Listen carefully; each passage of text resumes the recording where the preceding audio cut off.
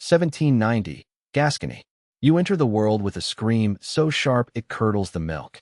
Your father is a penniless noble, your mother a peasant.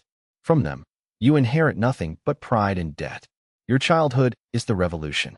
While they are lopping off royal heads in Paris, you are hacking at cabbage with a stick, imagining they are Austrians. You didn't crave liberty, equality, or fraternity. You craved glory. 1806, a recruiter in a tavern. The dragoons are dull. The cuirassiers are too heavy. But the hussars? Oh yes, gold-braided, beautiful women, and death before 30. You sell your soul for a dashing jacket. Your skin is the dolman, a wool jacket stiff with embroidery. It's tailored one size too small to keep you from slouching. It takes 2 servants to dress you. If you can still breathe, the fit is too loose. Then the chakshuri, breeches so tight they leave nothing to the imagination. Hungarian knots on the thighs. No pockets, they'd ruin the silhouette. You carry your money in your boot and your honor on the edge of a saber. The police. A fur-trimmed jacket. In the summer, it hangs off your left shoulder, slung neapash. It isn't just for show, it's a shield. It protects your sword arm and your heart from a slashing blow. Cadenets. Braids at your temples. By 1812, they're a violation of regulations. The fashion has moved on. But you don't care. You wear them as a badge of the old school, weaving lead bullets into the hair. You are a bretteur, a duelist. The sabretache, a flat leather bag on long straps. It bangs against your legs when you walk, but it holds your entire life. Tobacco, love letters, and dice. Without a mustache, you are a nobody. If yours hasn't grown in yet, you're just 18. You smear your lip with soot and boot wax. Your face smells like a cobbler's shop, but you look fierce. Your horse costs 400 francs. You're free. We'll just recruit more. You sleep with him in the stable and feed him better than yourself. If you lose your horse, you're sent to the infantry. The ultimate disgrace. The N11 saber. Like cavalry steel, curved like a scimitar. It doesn't poke, it shears. At a gallop, it takes off a head like a hat. Your cavalry pistol is useless beyond 10 paces. Hitting anything is a miracle. You mostly use it to light your pipe with a flash of powder or to put down a wounded mount. You learn to ride without stirrups. Your backside chafes until it bleeds, then calluses, then turns into rhinoceros hide. Now, you are a centaur. Your first scar. You fought a cuirassier over the color of the wine, and he opened up your cheek. Now you wear that mark more proudly than a medal. The women love it. Your god is General LaSalle. He famously said, "A hussar who isn't dead by 30 is a blackguard." You're 22. You have 8 years left to die beautifully. You bed tavern girls, but you write letters to Marie. "My love, I will return faithful and wealthy." You're lying. You know a hussar lives only for today, and Marie is just a beautiful dream. Have you seen him? The emperor. A small man in a gray frock coat. He looked at your regiment, and you felt ready to follow him into the mouth of hell. Spoiler, that's exactly where you're going. The Grande Armée. 600,000 men. French, Poles, Germans. The most lethal killing machine in history. You are marching east. Destination, Moscow. The Neman River. The Russian border. Your horse drinks Russian water. You laugh. You think this will be a summer stroll. You think you'll return a hero draped in furs. Naive. Russia's first surprise isn't the frost, it's the heat. 30 degrees Celsius. The dust is so thick you can't see your horse's ears. You are boiling alive in your wool uniform. The Russians won't stand and fight. They retreat. They burn their own homes and barns. You enter a village to find nothing but warm ash and angry flies. Where's the glory? The supply wagons have fallen behind. There is no bread. You eat green rice straight from the field until your stomach twists into a knot. The Grande Armée has runs further than it can see. French horses are used to oats. Here, there is only thatch from cottage roofs. They die by the thousands. You end up on foot, hauling your own saddle. The shame of the cavalry. The Cossacks. Bearded centaurs on shaggy ponies. Their pikes are longer than your saber. They don't charge the line. They pick off stragglers and vanish into the woods. The lava. They swarm like hornets with a blood-curdling shriek. Yura. It shreds your nerves. You swing your saber, but you're only cutting air. They're already gone. If the Cossacks catch you, they'll sell you to the peasants for a bucket of vodka. And the peasants don't know the Geneva Convention. A pitchfork to the ribs, and into the swamp you go. Smolensk, the first real bloodletting. The city is an oven. You ride through streets of fire. The Russians have vanished, leaving you nothing but ruins and an icon of the Mother of God. September 7th, Borodino. Napoleon has a cold. 130,000 Russians stand like a wall. You brush your uniform and put on your parade dress. If you're going to die, you're going to look good. The battle opens. Russian artillery hammers away. The cannonballs don't explode. They skip along the ground like iron bowling balls. One touch, and your leg is gone. As you close the distance, the guns switch to canister shot, bags of lead balls that turn the cannons into giant shotguns. They liquefy entire ranks. Marshal Murat leads the charge, draped in velvet and feathers, carrying a riding crop instead of a sword. He is immortal. The bullets seem to move around him. You follow this peacock into the fire.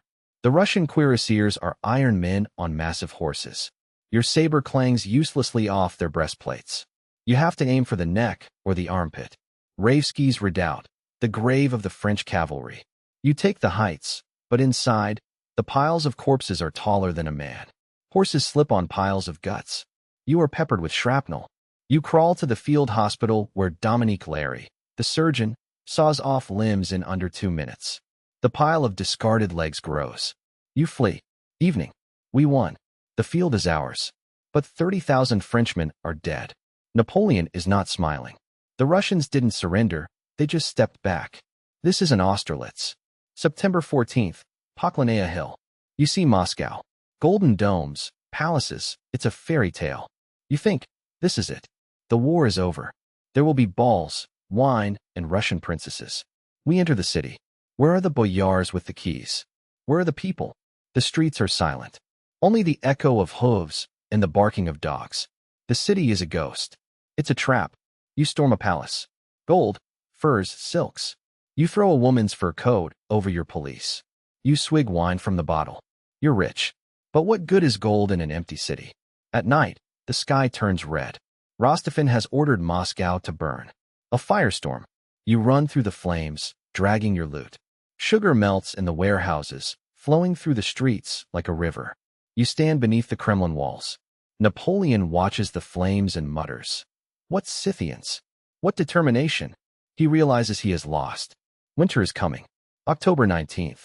We leave Moscow. The army looks like a traveling circus.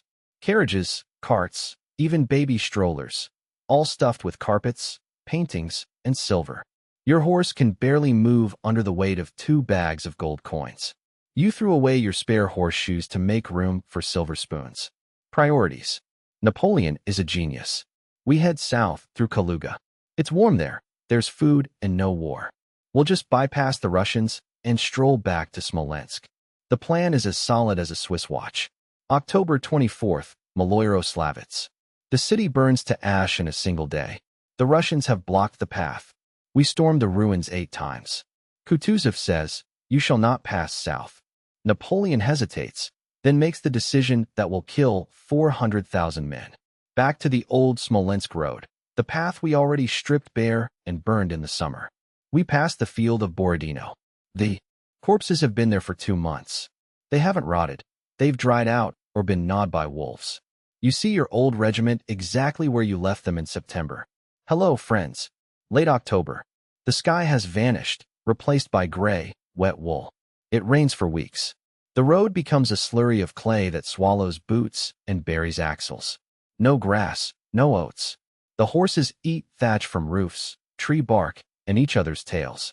Your elite mount is now a skeleton draped in hide. The cavalry dies first. You dismount. Now you're marching in your fashionable, thin-soled boots. The infantry mocks you. Hey, Baron, where's your carriage? The horse is dead. You can't carry it all. You drop the candelabra, then the carpet, then the paintings. The road is paved with Louvre masterpieces trampled into the dung. November 6th. The first snow. It falls softly, like a dream, but by morning it hasn't melted. The mercury plunges. Your wet uniform freezes into a suit of armor. Our horses are shod for summer. On the ice, they slide like cows. They fall, break their legs, and are shot. The cavalry is finished. Discipline? Forget it. You wrap yourself in anything you can find. A woman's shawl, a priest's cassock, a scrap of rug. The Grande Armée is now a carnival of beggars. Step out of line to relieve yourself, and you're a dead man. Peasants emerge from the trees, Vasilisa Kazina and her scythe. They don't take prisoners, they beat you to death like a rabid dog. Night is a game of Russian roulette. If you sleep, you die. We huddle in a circle, feet toward the fire. In the morning, only the inner ring stands up. The outer circle is frozen solid. There is no food. We eat the fallen horses. If you're lucky, you roast a hunk of flank on a ramrod. If not, you gnaw raw, frozen meat, cursing the emperor. In your sabretash, you still have a bottle of Veuve Clicquot stolen from Moscow. You open it in the bitter cold. The wine is a block of ice. You gnaw on champagne shards. High society. The cry of Ura now triggers pure panic.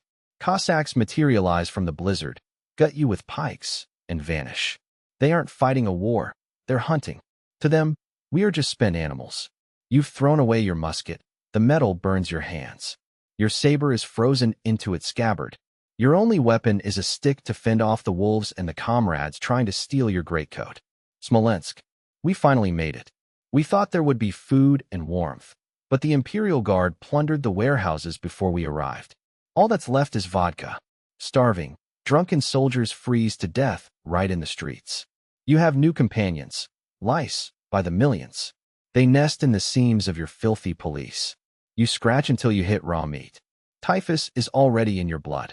The white silence. The sun reflecting off the snow sears your retinas. Snow blindness.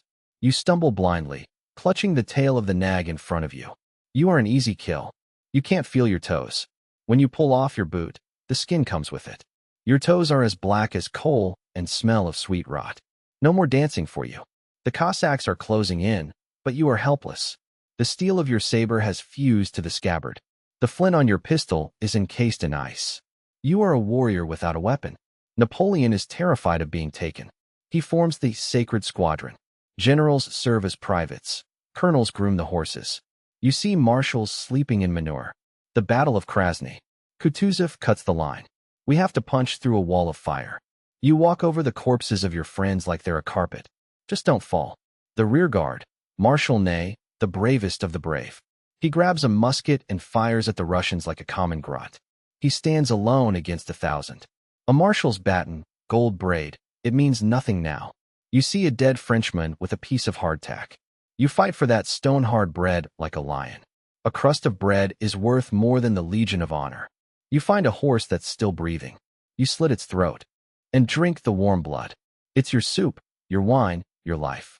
The horse doesn't even struggle. It wants to die too. If you fall, you're finished. Your own comrades will strip you before you've even stopped breathing. Boots are for the living. You don't need them anymore, brother. The iron freezes to your hands. Your fingers curl into permanent claws. You aren't a soldier, you're a cripple with ice hooks. A new escort joins the march, packs of wolves. They shadow the flanks, waiting for night. They aren't afraid of us.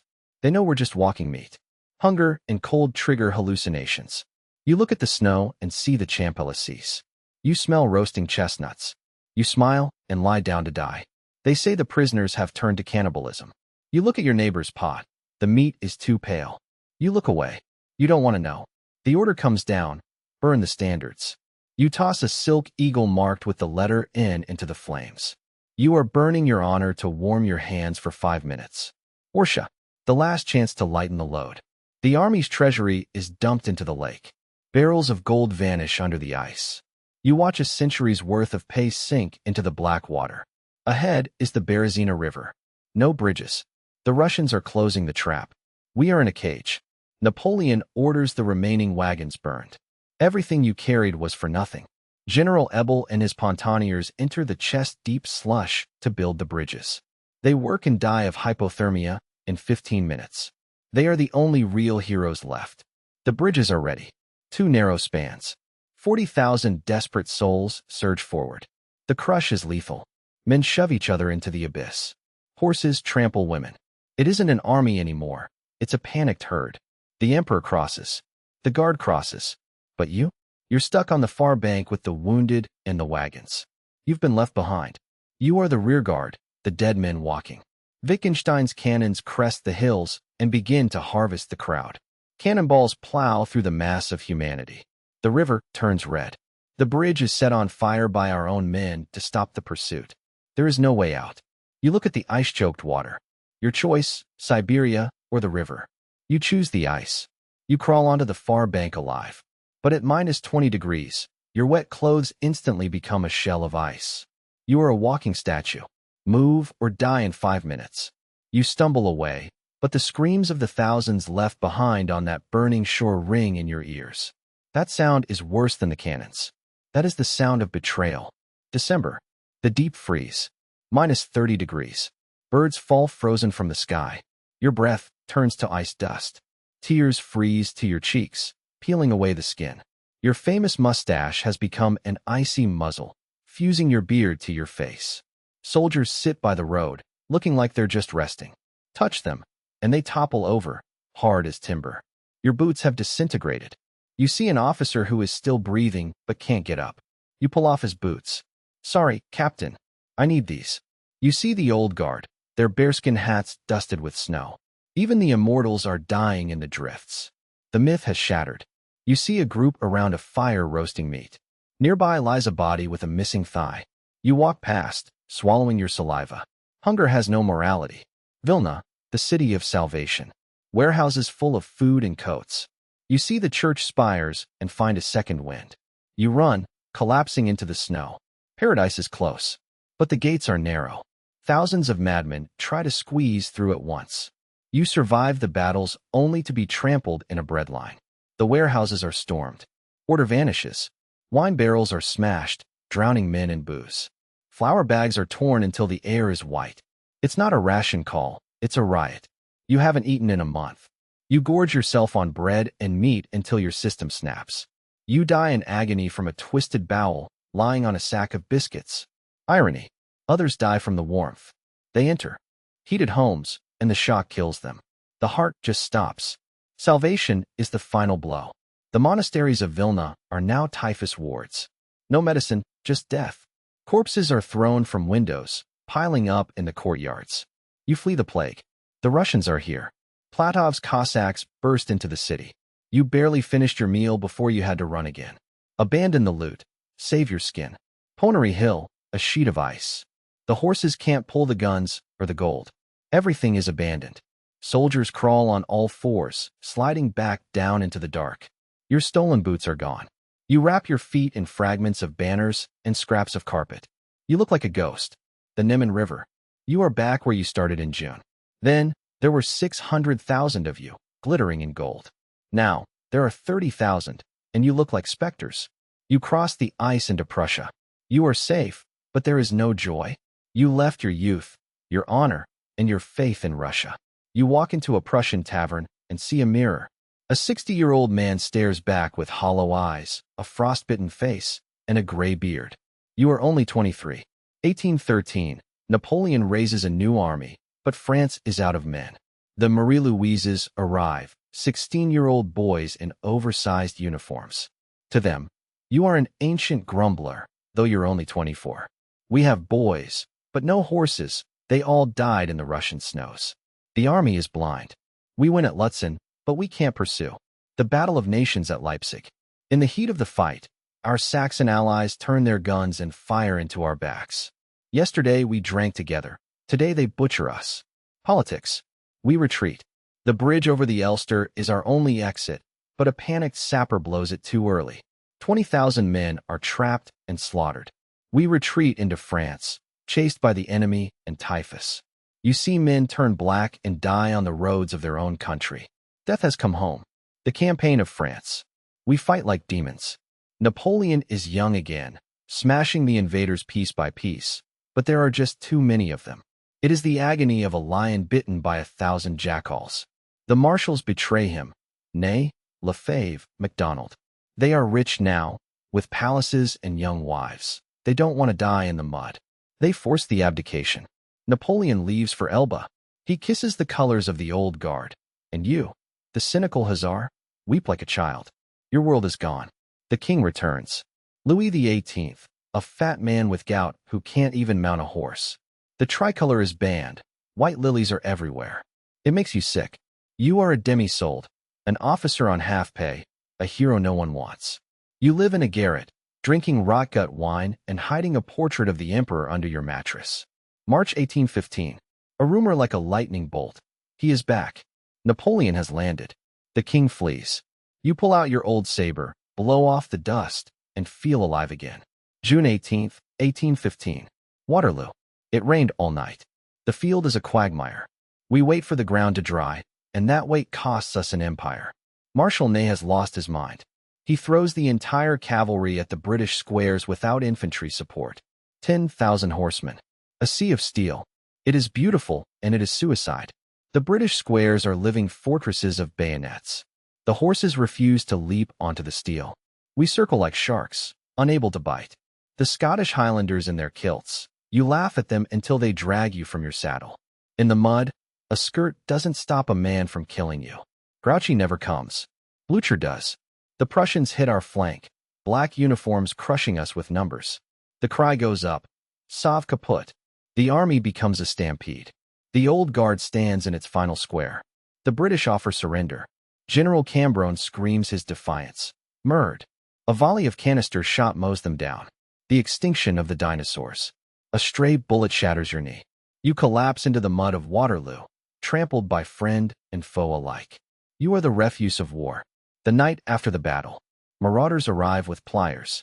They pull the teeth from the dead and the dying. Waterloo teeth will become dentures for the London elite. The British find you. A hospital, a bone saw. Your leg is gone. You are 26, a one-legged invalid. The war is over. Your life might as well be, too. You return home in rags. Marie didn't wait 10 years. She's married to a fat baker. You watch through their window. They have children and the smell of fresh bread. You are a ghost. The royalists take their revenge. The White Terror. Gangs beat veterans in the streets. You, the hero of Borodino, are kicked into the gutter by cowards who only saw the war through a telescope. Marshal Ney, the bravest of the brave, is shot like a dog. He commanded his own firing squad. Soldiers, aim for the heart. The empire died with him. Your Legion of Honor is now a crime. You hide it in your sock like a stolen trinket. The statistics of Russia: 610,000 went in, 30,000 came out. 95% loss. It is the greatest military catastrophe in history. The army simply evaporated. Napoleon mowed down a generation of tall men. The average height of a Frenchman dropped by 2 centimeters after the wars. A genetic crater. France lost 1 million horses. Entire breeds vanished. It took 50 years to rebuild the cavalry. Your favorite stallion rotted in the Russian mud for nothing. What did Napoleon leave behind? Not just corpses. Canned food. Nicholas Appert invented it for the Grande Armée. Your modern rations are a Napoleonic legacy. Flying ambulances. Dominique Larrey invented the modern EMS to save men from the field. Before him, you just lay there and waited to die. The Napoleonic Code. The laws that govern half the world today.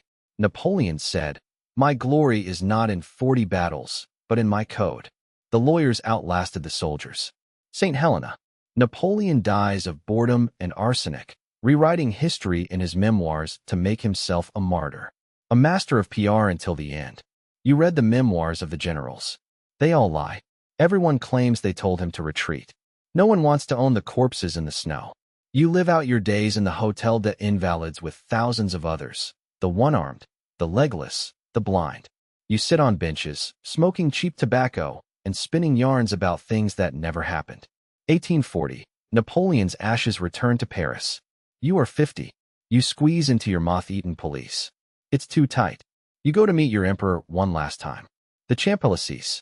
A massive black hearse. The crowd wails. You stand on your one good leg, leaning on a crutch, and scream, "Vive l'Empereur," for the final time. You die in your bed, not by the saber or the grape shot. LaSalle would have spat on you. You lived far too long for a hussar. Your grave is lost to the weeds. The stone says only, "Here lies a hussar of the Grande Armée." The name is gone. You are the soil that tourists walk upon. Today, they make movies about you. In them, you are always young, handsome, charging to a heroic score. The reality was gangrene and horseflesh. Cinema is a beautiful lie. Was it worth it? 20 years of war, millions of dead. For what? France's borders are back where they started. The blood was spent for nothing. You were a Hussar. You were a god of war. Now you are dust. But as long as we remember your agony, you live. Vive la France. No. Vive la vie. Long live life. We showed you the Hussar, not the one from the oil paintings, but the one who ate his horse and died of lice. Who was Napoleon? A genius who reshaped the world, or a butcher who drowned Europe in blood for his ego? You were Napoleon's Hussar. You survived the hell of 1812. But remember, war is only beautiful in books. In real life, it smells of filth and blood.